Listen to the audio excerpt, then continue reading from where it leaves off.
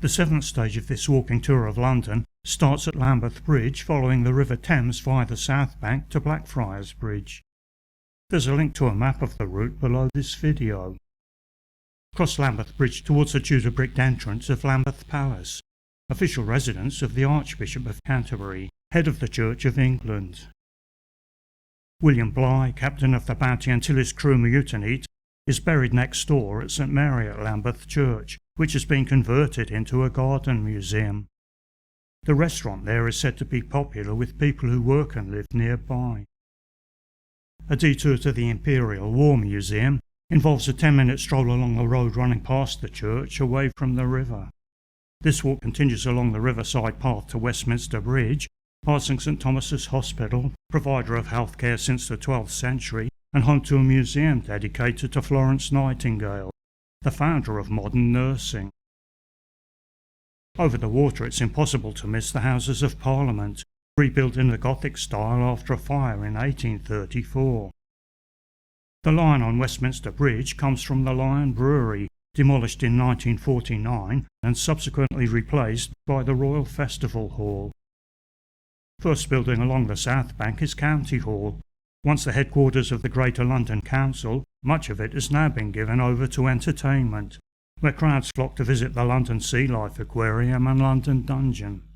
Riverside, London Eye, formerly the city's highest viewing point, rotates about once every 30 minutes. At ground level, the Ministry of Defence and Whitehall Court buildings dominate the far bank.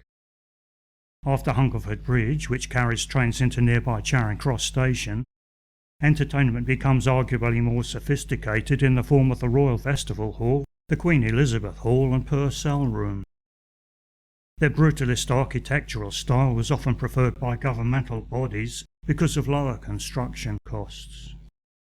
Opposite, Cleopatra's Needle fronts Shelmeck's House in the Savoy, the first hotel to install electric lifts. Detour onto Waterloo Bridge, where views of the city are reckoned to be the best from ground level, before continuing past the National Theatre and London Television Centre, where many of the company's programmes are produced. Just round the corner, food outlets and shops line Gabriel's Wharf, the most significant for owners of tired feet being the London Bicycle Tour Company, which has an impressively large selection of bikes for hire.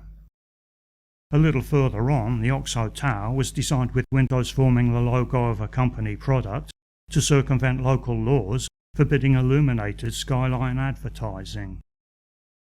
After thoughtfully named Sea Containers House, take the steps by the Doggett Coat and Badge pub, named after the world's oldest rowing race, onto Blackfriars Bridge.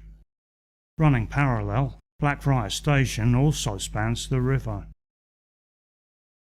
The next stage of this walking tour of London returns along the Victoria Embankment before turning inland at the Houses of Parliament towards Buckingham Palace. Click the link to see the video.